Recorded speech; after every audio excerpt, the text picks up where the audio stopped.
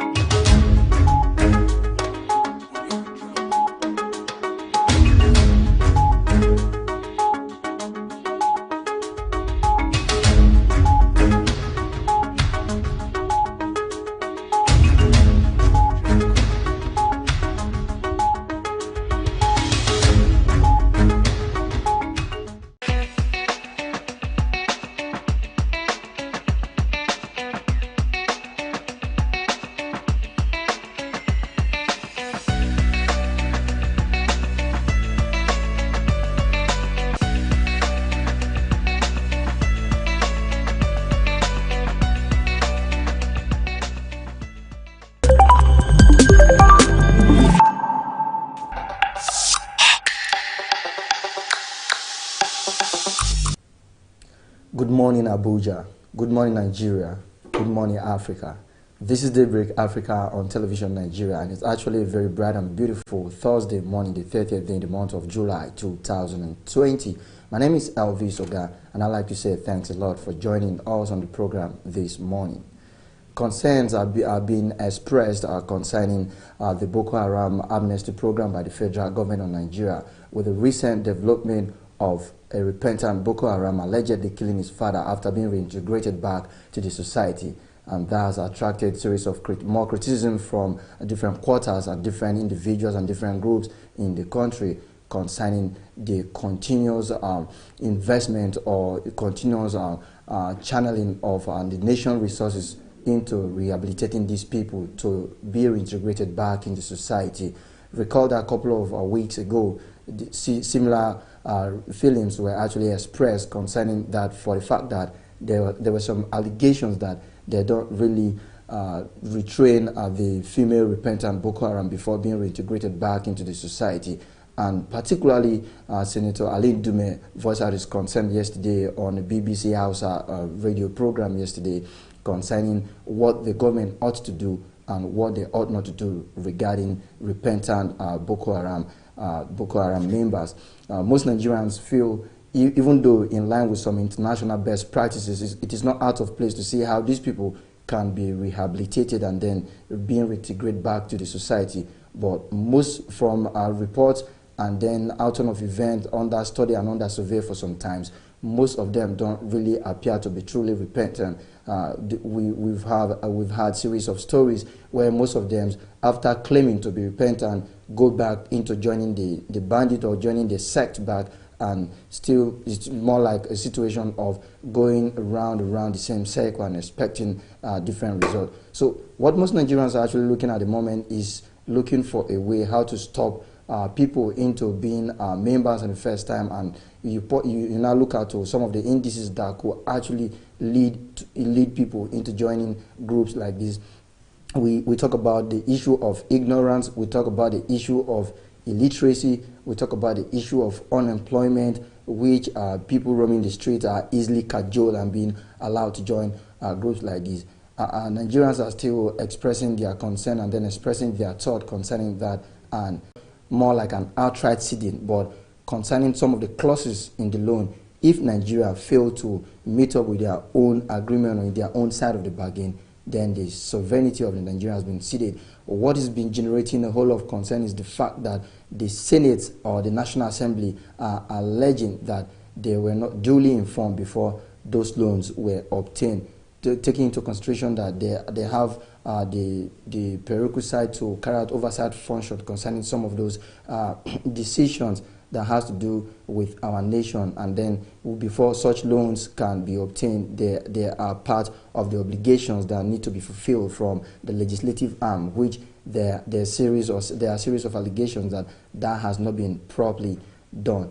And Nigerians have been reacting so seriously concerning that. In as much as people might want to look at it as a case of trying to be cautious so that we don't breach our own agreement because we know what's at stake as Nigeria and as a country, most people feel it's actually to the extreme. And away from that, Ondo State happened to be in the news again, but this time around, it's away from what has been in the news for in recent days concerning the October slated election. This time around, it's all about bitumen exploitation in Ondo State, as Governor Akeredolu has expressed appreciation to President Muhammadu Buhari concerning bitumen exploitation as it begins in Ondo State.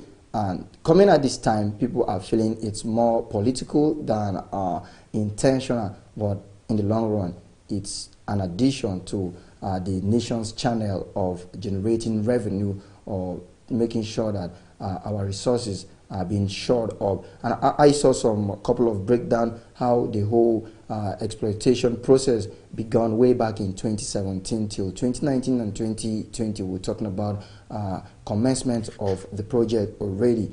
And the breakdown actually shows series of days like February 2017, expression of interest from Southwest Bitumen Limited to work with Ondo State on bitumen exploration. And then March 23rd, 2017, presidency engages states and request to provide focused industry for diversification. And then fast forward to April 2017, Ondo State writes federal government emphasizing 4 areas: gas, bitumen, agric, and FTZ development. And then in May 2017, state government engages Federal Ministry of Mines and Steel with SUW on pushing the bitumen project development further. On July 19, 2017, FG announces it will be issuing exploration license at Presidential Economic Diversification Initiative Conference in Akure. And then by October 23rd in 2017, exploration license was awarded, and this license is different from the ones owned by state-owned firm, that's Beacon. And then November 7, 2017, President Buhari shows full commitment to bitumen exploration project in budget speech. May 18, 2018, first ever mining lease granted to mine bitumen in Nigeria granted to the company, that's SWB. And then September 2018, Southwest Bitumen Limited engages state to facilitate memorandum of understanding with host community Petu in Irele. SWB pays millions in compensation to host communities. And then in September 2018 as well, Southwest Bitumen commences development of Center for Bitumen Research and Development at the Federal University of Technology, Akure. And then in January 24, 2019, state government facilitated the issuance of C of O to Southwest for designated mining areas. June 14, 2019, Southwest Bitumen present project update to the governor on activities to date. November 2019, SWB begins the preparation of company yard for equipment and production. And then fast forward to August 2020, SWB invites state to inspect facility and equipment to commence production.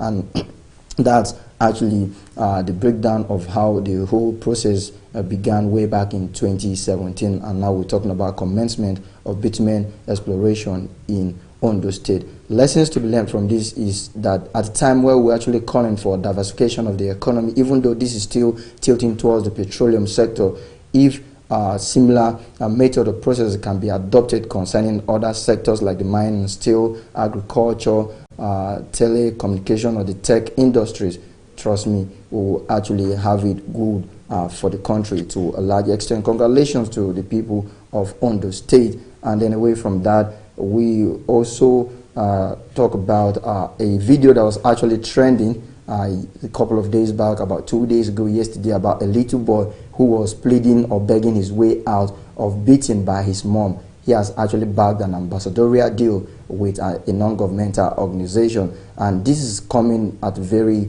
a timely moment when there have been series of campaign against domestic abuses, domestic violence, and all. And we're hoping that most non-governmental organizations and well-meaning individuals and corporate organizations in the society will tap in from or take cue from similar moves like this and see how they could use their positions and their portfolios to change the narratives for good in the society. We'll be bringing you more happenings in the society from other packages like the newspaper review, and we still even have the AM News, which will be launching in a moment as we take you to our news desk for the AM News by Susan Achin.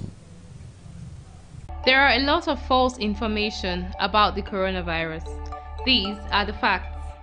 People of all ages can be affected by the coronavirus. However, older people and people with pre-existing medical conditions such as asthma, diabetes, heart diseases are more vulnerable to the disease. It is not for old people alone. Gargling salt and warm water or chewing garlic and ginger cannot prevent the virus. Drinking alcohol, hot lemon, palm oil or chloroquine will not kill the virus. The virus cannot be transmitted through mosquito bites. Antibiotics do not work against the viruses. Antibiotics work only against bacteria. Boiling pineapple peels, lime and ginger does not kill the virus. Putting raw onions in rooms will not ward off the virus. Using or spraying Dettol, special oils and water all over your body cannot kill the virus. There is no scientific evidence that cooking, drinking or eating any of these is an effective treatment for coronavirus. Do not self-medicate and take responsibility by sharing only verified messages from health authorities such as NCDC, Federal Ministry of Health and WHO.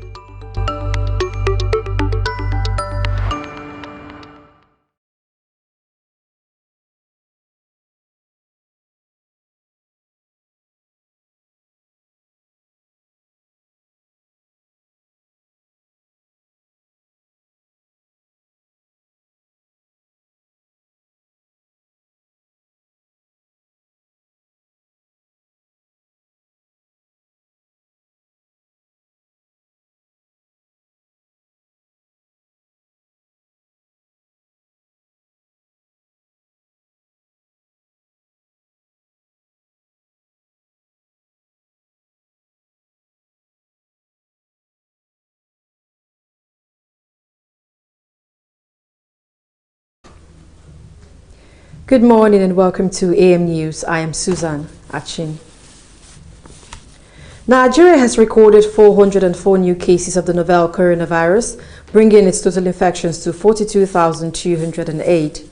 This is according to the nation's top disease control agency.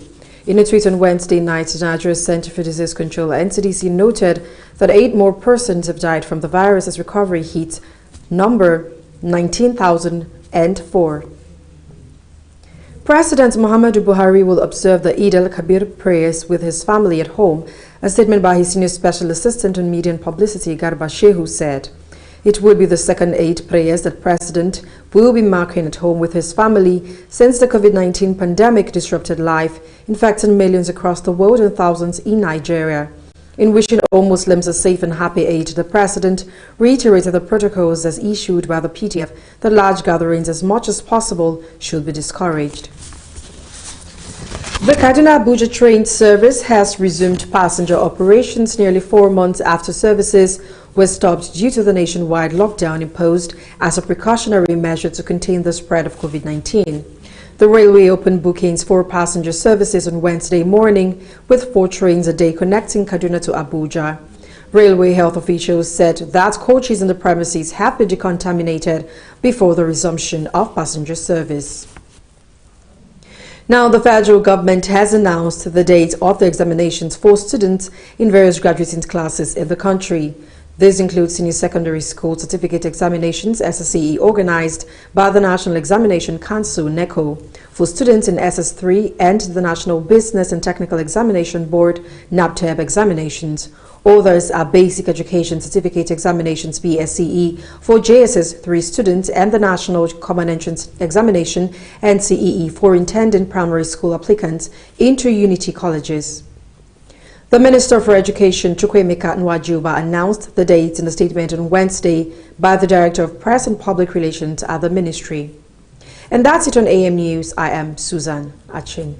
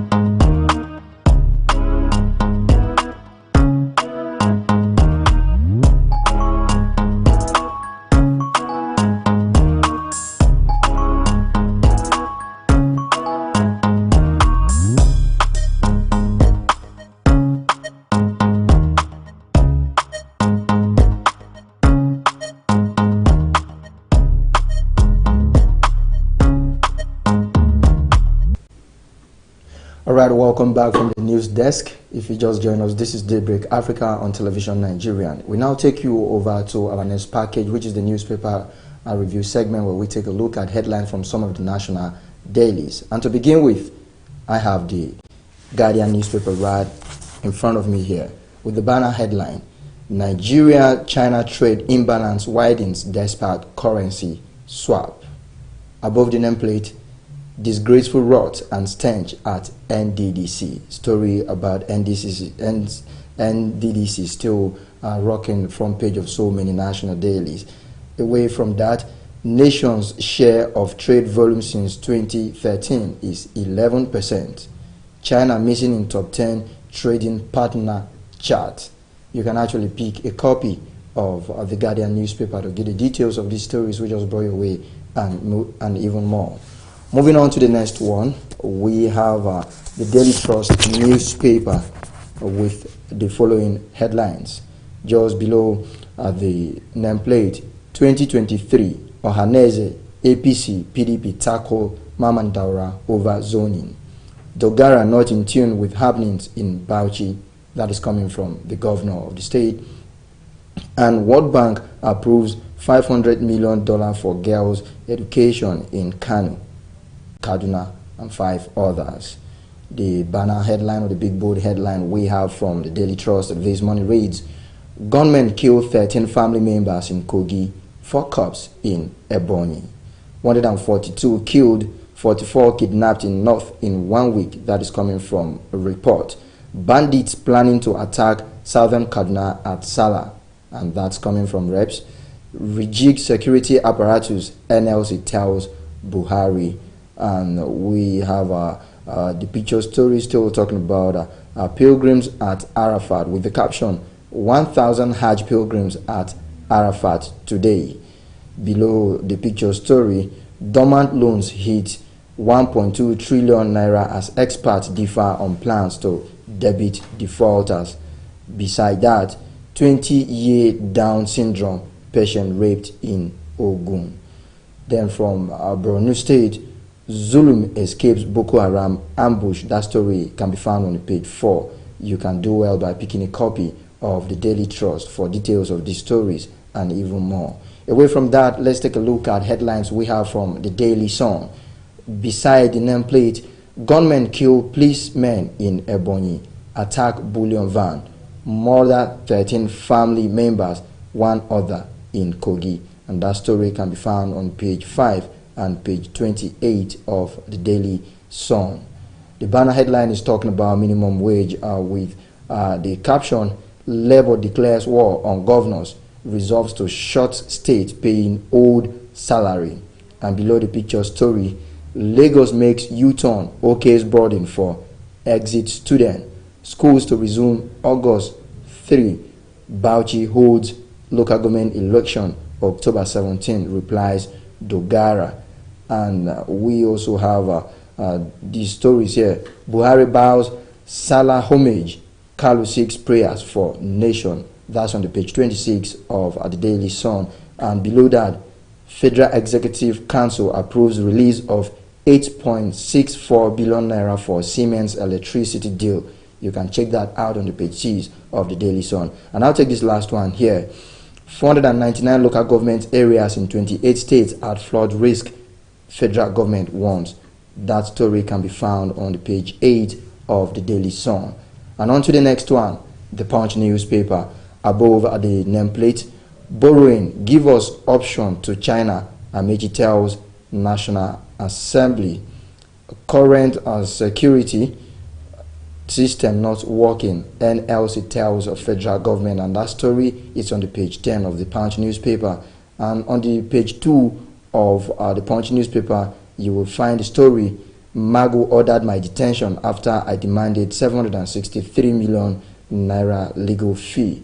Who is saying that? Pick a copy of the Punch newspaper to find out. Beside that, Boko Haram opens fire on Borno governor's convoy. And that story is on the page 13. And earlier on, a daily reported that the governor escaped Boko Haram attack. Your uncle didn't emerge president in 2015 on competence but zoning. who is saying that. You can pick a copy of the Punch newspaper. Below that, President's nephew statement exposes Northerners plot, says Mid-Belt Forum. Zoning not in the Constitution, it's party's affair. Arewa Consultative Forum are the ones saying that. And all of that can be found on the page 2 of the Punch newspaper. And below the picture story, you find headlines like Ondo Deputy Governor dumps PDP, moves on to ZLP. That story is on the page 16 of the Punch newspaper. Beside that, Ogun schools resume August 4th, mosque August 14th, alongside churches as well. Bandits kill 13 family members, one other in Kogi. You can check page 9 of the Punch newspaper to take a look at that story. And then below that, 4 robbers, policemen killed in Oyo community bank robbery. Man rapes 20-year-old girl with Down syndrome in Ogun State. That story can be found on the page 4 of the Punch newspaper. And I'll take this last one here concerning our education and resumption of schools. FG releases schedules for WASI, NECO, NAPTEP exams. That can be found on page 9. The picture story is actually talking about commuters or travelers at the park with a vehicle. Do well by picking a copy of the Punch newspaper to get the details of these stories and even more. We'll now take you to our next national daily here, and that happens to be the This Day newspaper with the banner headlines: Mama Daura's rejection of zoning rekindles clamor for power shifts. And then beside the picture story, Federal Executive Committee approves 8.64 billion naira to fund Siemens power deal. Below that, COVID-19 forces Buhari to suspend Salah homage. And above the nameplate, NDIC seeks timeline for operation of bridge banks. World Bank approves 500 million naira loan for girl child education in northern state. Pick a copy of This Day newspaper to get the details of the stories we just brought your way and even more. We'll now move on to the Business Day with the banner headline: Investors eye reforms to pump foreign capital into Nigerian businesses. Beside that, lack of synergy between DISCOs TCN will render transmission of 8,000 megawatts ineffective. That is coming from stakeholders talking about our power there. And the inside story is talking about our rice scheme with the caption: Nigeria's rice paddy prices surge 69% amid COVID-19 pandemic. And below that, FBN Holdings report 56% profit surge to 49.9 billion naira in June. That story can be found on page 2 of the Business Day. And that does it for the Business Day this morning. Do well by picking a copy of the Business Day newspaper to get the details of these stories and even more. And now we check out headlines from the Nigerian Tribune, and we take it from top to the bottom. Above the nameplate is still talking about the report of the fund released or approved by the Federal Executive Committee yesterday with the caption: Federal Executive Committee okays release of 8.4 billion naira counterpart fund for Siemens electricity deal. That story can be found on the page 4, and it's still having a follow-up here as Nigeria-US sign agreement. Concerning education, WASI, Lagos lift ban on boarding activities.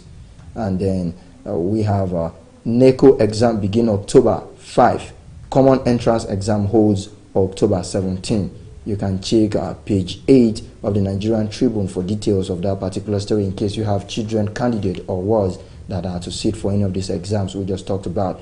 And beside that, gunmen kill 14 in Kogi community, 13 from one family. That story can be found on the page 26 of the Nigerian Tribune, and that still exposes the level of insecurity in the country.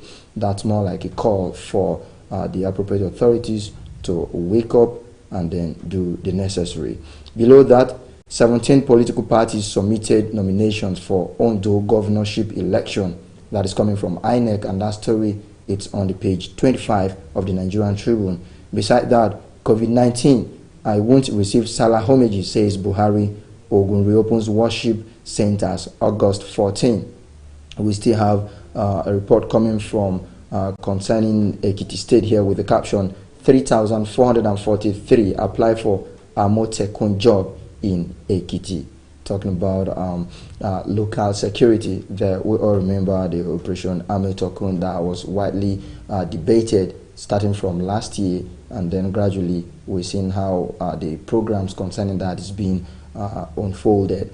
All right, below the nameplate and then the banner headline reads, "Cut workers' salary, prepare for anarchy, Labour wants governors." You can check that out on page 6, and we have a follow-up to that story here. Says 450 naira to dollar exchange rate criminal conspiracy against Nigerians. Presidency sends EFCC zonal heads back to police. Suspected Boko Haram members attack Borno governor's convoy. And below that, account for 800 billion naira recovered from alleged looters, PDP tells APC Buhari government. And then below the picture story, World Bank approves $500 million for girls' secondary education in Ekiti, Kano, Kaduna, for other states. You can pick a copy of the Nigerian Tribune to get the details of these stories and even more. And I'll take this one, which happens to be our last national daily for the day, and that's the Nation newspaper. The banner headline we have from this publication reads, Workers fear heightens as killings insecurity escalate. NLC asks government to rejig approach.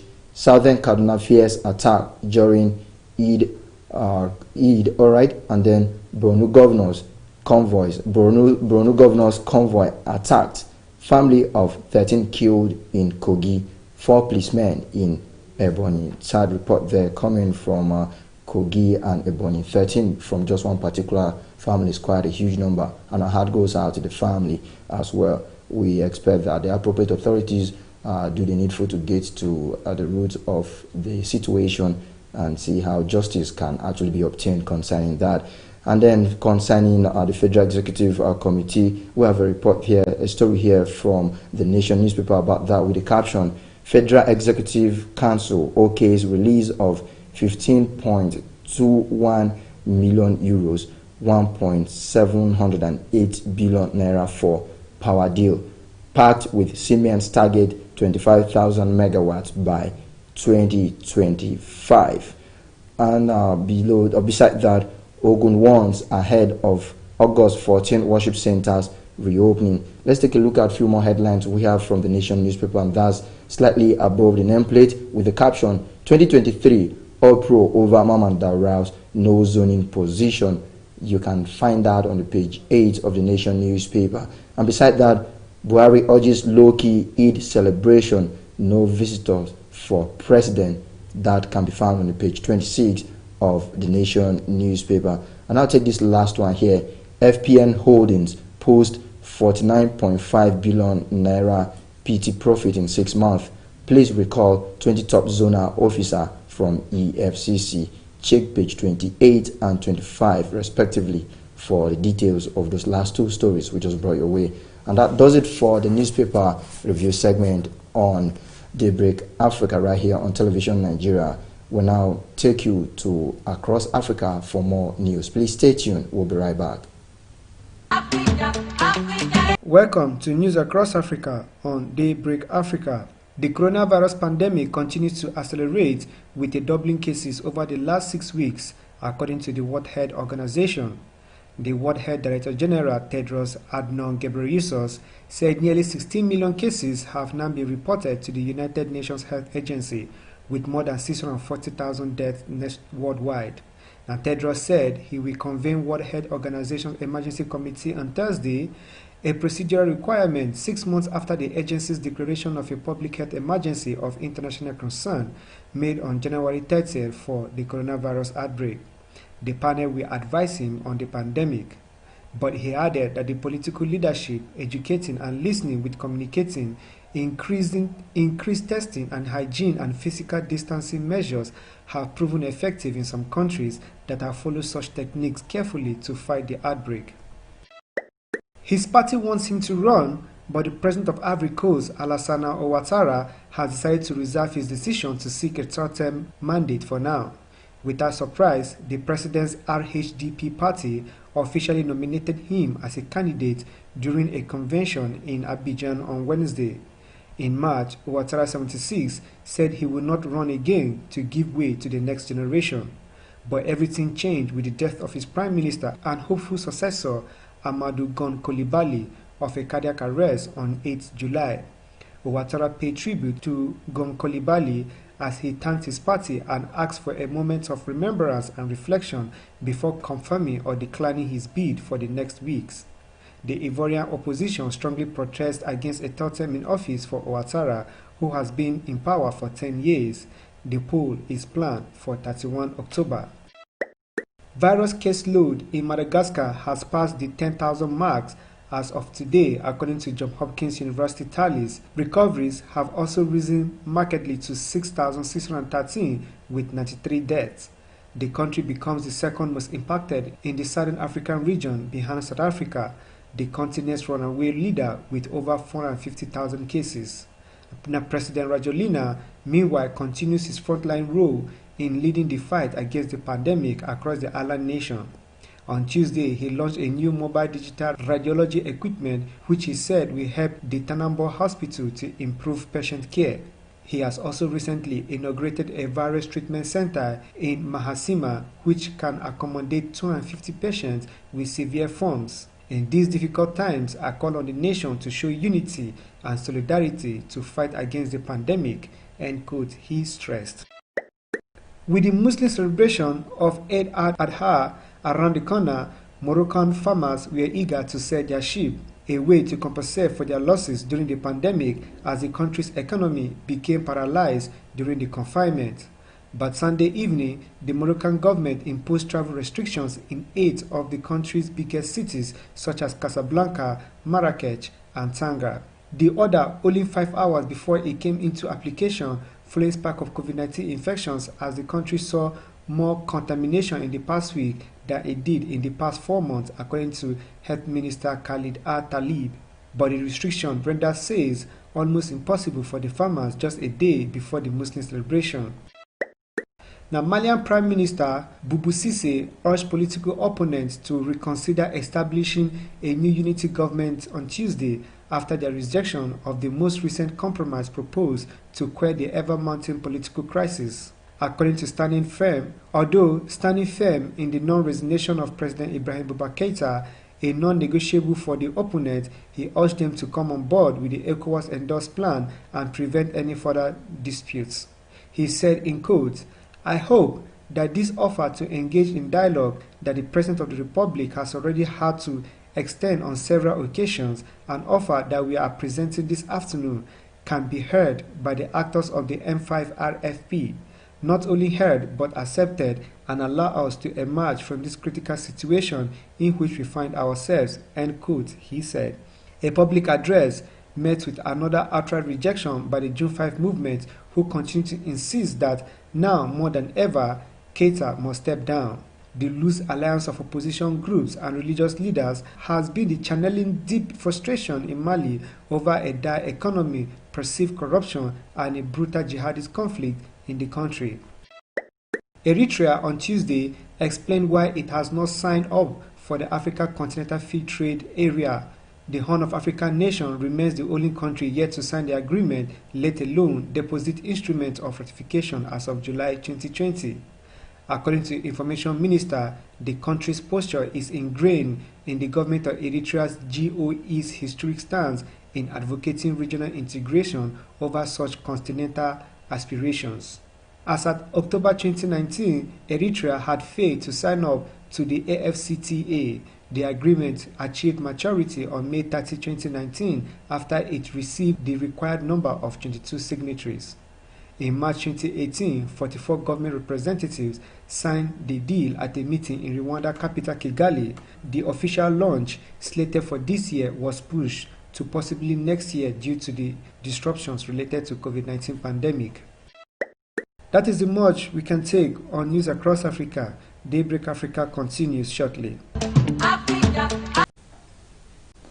That was Across Africa right there, still coming away from Television Nigeria, and the program is still Daybreak Africa. We now go across our health desk for some healthy living tips.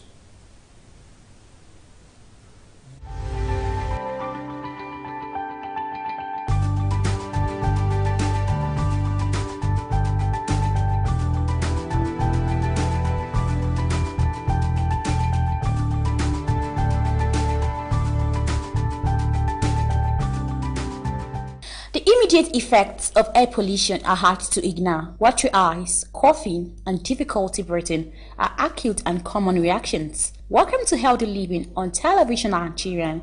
I am Chiwendu Osisiago, and today we shall be discussing on the effects of air pollution and health. An estimated 92% of the world population live in areas with dangerous levels of air pollution. Even at similarly levels, air pollution can increase one risk of cardiovascular and premature death. Air pollution is almost as deadly as tobacco. In 2016, it was linked to the death of 6.1 million people, according to the University of Washington Institute for Health Metric and Evaluation, and it might harm you even before you take your first breath. Exposure to high levels of air pollution during pregnancy has been linked to miscarriages as well as premature births, petrol disorder, and asthma in children. Air pollution may damage children's brain development, which kills almost 1 million children under the age of 5 every year and is caused by air pollution. Children who breathe in higher levels of pollutants also face a greater risk of short-term respiratory infections and lung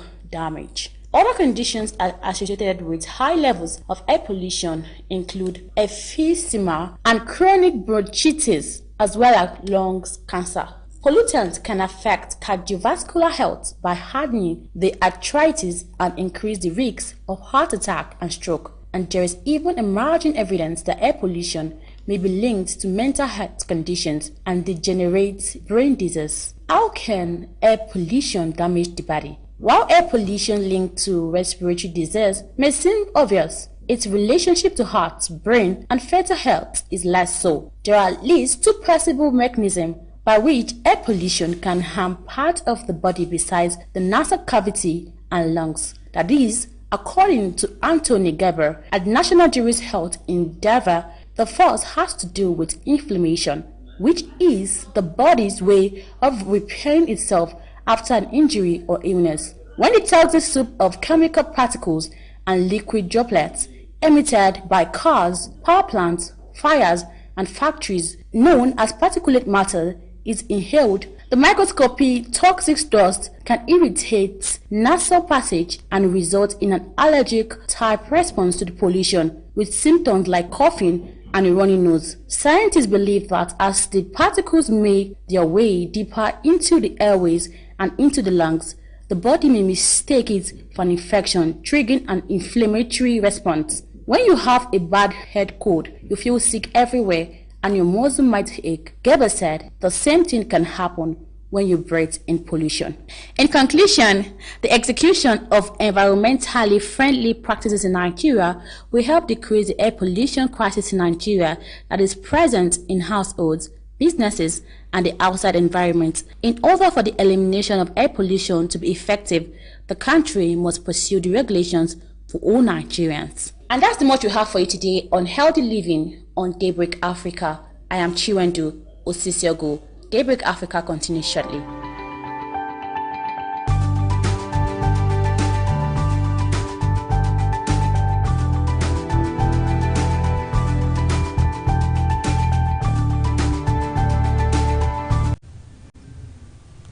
Interesting package right there on healthy living from our health desk, and that talked about the effect of air pollution. As simple as it may seem, as simple as we may perceive it to be, it has a whole lot of very adverse effects on our health. You had stuff like resulting into asthma and a whole lot of nasal blockage and heart disease, and then very touchingly resulting into miscarriage in pregnant women, and then resulting into malformed brain development, inflammation, and several other ones. So we all need to do our very best to see how we can discourage air pollution in our own little way. we happen to find ourselves. Still coming from Daybreak Africa right here on Television Nigeria. We'll now take you to our next package, and that's Amazing Africa. We'll be beaming our searchlight on best places in Tanzania. And employed 11.0% of the country's labor force, creating about 1.3 million jobs. Overall receipts rose from $1.74 billion in 2004 to $4.48 billion in 2013, and receipts from international tourists rose from $1.255 billion in 2010 to $2 billion in 2016. In the same year, about 1.3 million tourists arrived at Tanzania's borders, compared to 590,000 in 2005. Number 10. Selous Game Reserve. Selous is the largest game reserve in Africa, established in 1922, and covers 5% of Tanzania's total area. The southern area is a forbidden zone that is undeveloped, heavily forested, and contains a series of steep cliffs. Travelers are limited to the area north of the Rufiji River. This area of Selous Game Reserve has a large open grassland, woodland, rivers, hills, and plains. The best time to visit is July through October. The Rufiji River bisects the Selous Game Reserve and has the largest catchment area of any river in East Africa. The river is an important feature of the reserve, providing the opportunity to watch the diverse water-based wildlife. A broad range of wildlife can be found, including elephants, hippos, and rhinos, as well as buffaloes, antelopes, giraffes, warthog, wild beasts, lions, leopards, and cheetahs. The diversity of bird life in the Selous includes over 350 recorded species. Number 9. Ngorongoro Conservation Area. Located between the Serengeti and Lake Manyara, the Ngorongoro Conservation Area is home to the famous volcanic Ngorongoro crater and is one of Tanzania's most popular wildlife viewing areas. This huge volcanic crater has a permanent supply of water, which draws thousands of animals who stay in this area rather than migrating. Visitors come here primarily for viewing large animals and bird watching. Thousands of animals can be seen on the crater floor, including lions, elephants, rhinos, Thompson's gazelles, and buffaloes, but wild beasts and zebras account for over half of the animals that call the Ngorongoro crater home. Bird watching is superb, especially around Lake Migadi, which attracts flocks of flamingos to the shallows. Hippos are content to submerge themselves during the day and then graze in the nearby grass in the evening. The Ngorongoro crater is the largest intact ancient caldera in the world, nearly 3 million years old. The Ngorongoro volcano was one of the world's tallest mountains before it exploded and collapsed. Number 8. Serengeti National Park. Serengeti National Park is a vast treeless plain with millions of animals living here or passing through in search of fresh grasslands. It is most famous for the annual wildebeest migration, but you can also see the Big Five here. And nearly 500 species of birds have been recorded on the Serengeti. As the second largest national park in Tanzania, the Serengeti attracts tens of thousands of tourists each year. The best months of wildlife viewing in Serengeti National Park are between December and June. The wet season is from March to May, with the coldest period from June to October. The annual migration of over 1.5 million wildebeest and hundreds of thousands of zebras and gazelles take place in May or early June. This migration is one of the most impressive natural events and a primary draw for many tourists.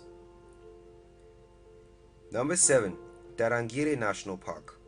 Tarangire is a popular day trip for those following a standard northern safari itinerary, but its baobab-dotted landscape and numerous dry riverbeds are worth much more time. During the dry season from August to October, Tarangire has one of the highest concentrations of wildlife in Tanzania. It is an excellent spot for those who love watching elephants, zebras, giraffes, impala, and wildebeest. Tarangire is a good place to enjoy walking safaris and an excellent birding destination. Be prepared to swat tsetse flies here. At certain times of the year, they can get annoying. Accommodations in Tarangire are very affordable and include lodges, campsites, and luxury tented camps. Number 6. Mafia Island. Further south lays the idyllic island of Mafia, a touch more sophisticated and exclusive than Zanzibar, but without the Mnemba price tag. This is an exciting coconut-covered island to visit. The beaches are superb, and its mangroves and marine park ensure that the marine life is beautiful and the underwater safari experience far superior to Zanzibar or Pemba. More out of the way and a little harder to reach, Mafia is a place for adventurous travelers and diving connoisseurs. The star underwater attraction is the docile and completely harmless whale sharks that frequent the island's waters between October and March each year. Number 5. Zanzibar. Zanzibar is an exotic island kingdom of former slave traders and fishermen which has reinvented itself as a tourism hotspot. It oozes culture and history in Stone Town, which is seemingly at odds with its idyllic geography of white sand beaches and coconut palms swaying lazily in the sea breeze. But it is precisely this diversity which makes Zanzibar such an attractive and varied island to explore, and above and below the water, as well as a dream destination for simply relaxing and recharging. For those with deep pockets and a healthy budget, nothing beats the exclusive satellite islands of Nemba off the northeastern tip of Zanzibar. With one exclusive and beyond lodge, Nemba is the very pinnacle of tropical island beach chic luxury. For the rest of us mere mortals, there is a dazzling array of around 800 hotels, beach resorts, guest houses and other accommodation options to choose between on the main island. It almost goes without saying, this is not a place you should come if you don't want to see other tourists at this destination, because this destination always has a full house. Number 4. Unguja. Looking for a picture-perfect place to visit in Tanzania? Then Unguja should be on top of your bucket list. Unguja has aquamarine waters made up of soft sands and immersive Swahili market. Once trodden by sultans and British imperialists, the capital of Stone Town here bursts with coral stone forts, Persian palaces and European front spaces. And then there are the beaches, from seaweed-spattered Kendwa to whiter than white Nungwi and its salted washed bungalows on the shore. This little isle in the Indian Ocean really did earn its place as the byword for tropical perfection. Number 3. Ruaha National Park. In 2008, Ruaha National Park became Tanzania's largest park. It is home to large herds of buffaloes and gazelles and has one of the largest concentrations of elephants in Tanzania. The Great Ruaha River is the main feature of Ruaha National Park, providing magnificent wildlife viewing on the banks. The river also provides much of the electricity to Tanzania through a hydroelectric dam at Kidatu. Ruaha National Park is the least accessible park in Tanzania, and as a result, the landscape remains relatively untouched. Birdwatchers can enjoy over 400 species of birds that are not found in northern Tanzania, and the river, spectacular gorges, and majestic trees are especially appealing to photographers. Number 2. Stone Town. Stone Town is the cultural heart of Zanzibar, and little has changed in the last 200 years. The grand old Arabian homes lining the narrow streets and winding alleys give the city its own unique charm. The majority of homes in Stone Town were built in the 19th century when Zanzibar was one of the most important Swahili trading towns in the Indian Ocean. Visitors will notice the brass-studded, intricately carved wooden doors on many of the houses. As the world's oldest functioning Swahili city, many of the landmarks in Stone Town have been restored to their original glory. Some of the historic buildings are now museums and tourist attractions. The town also has a couple of interesting old churches of historical significance. A walk along Creek Road takes visitors to the original Stone Town area and the location of the Darajani Market, Bait El Amani City Hall, and the Anglican Cathedral. Some of the other key highlights include the Forodani Gardens, the old dispensary with its carved wooden balconies, the former home of the Sultans known as Beit El Zahel or the People's Palace, the Hammamni Persian baths built in 1888, and the oldest structure in Stone Town, the Old Fort. Number 1. Mount Kilimanjaro. Mount Kilimanjaro is Africa's highest peak at 5,895 meters and Tanzania's most iconic image. Mount Kilimanjaro National Park, unlike other parks in northern Tanzania, is not visited for the wildlife but for the chances to stand in awe of this beautiful snow-capped mountain. Amazing Africa right there, and I told you we were beaming our searchlight on Tanzania, and Africa is a very beautiful sight, a beautiful land, blessed land to behold. And if you actually, as we took you through that particular package, you saw stuff like the Celsius Game Reserve, which happens to be the largest in Africa, and the best time to visit those that particular reserve is between July and October. And then Ngorongoro being known for its wildlife and happens to be the largest in the world. Then Serengeti, which happens to become very significant to wildlife migration, and the best time to visit is between December and June, and then this migration happens between around May or early June. We also saw places like Ruaha National Park, which became the largest national park in Tanzania in 2008, and then places like Stone Town and some beautiful bodies of water. So if you're looking for a place to visit in Africa when COVID-19 is over, you can actually try some of those places. And then we have so many other important tourist attractions or tourist centers across different countries in Africa. All right, and that is the much we can take on today's edition of Daybreak Africa on Television Nigeria. I'd like to say a very big thank you for being with us on the show, and I'm craving your indulgence to join us tomorrow, same time, same place, for another interesting outing. Until then, my name is Elvis Oga. Meanwhile, we'll be leaving you with a package on street cred that tends to sample the opinion of people if they can lie to save their relationship. Do have yourself a lovely day. Stay out of trouble, stay safe, and have an interesting Salah. Like there's one of my friends, we met yesterday, she's married. She has been trying to get pregnant and she has not been able to conceive. So she just went to try outside. So I advised her to just try, let us even know where this problem is coming from. So yes, as at yesterday, she took him. Her husband will not know forever and ever and ever. One of the lie I told, some of this lie like send me money, I will, or okay, send me your account number. You know you don't have that money at that moment. So and later at the day, you didn't say it, you didn't say it. So that was just very common. Like several places I go to that I don't want him to know. For him, I don't really know. He doesn't lie to me. He say everything about him. Even if he go out with another girl, he will tell me. Huh? He does. Just tell me one of it.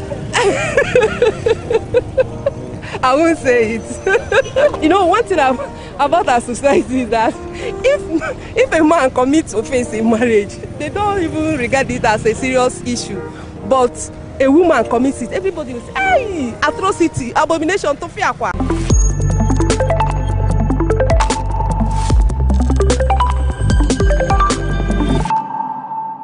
Can you lie to sustain your relationship?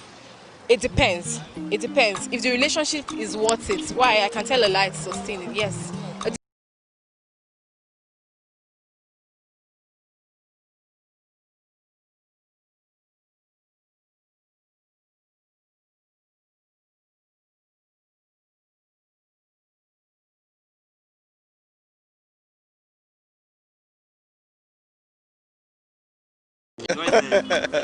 My name is Nathan. Thank you, sir. All right. Yeah, I lied a couple of times. Can you tell us one of the lie they caught you? She caught you. Okay, if you want to talk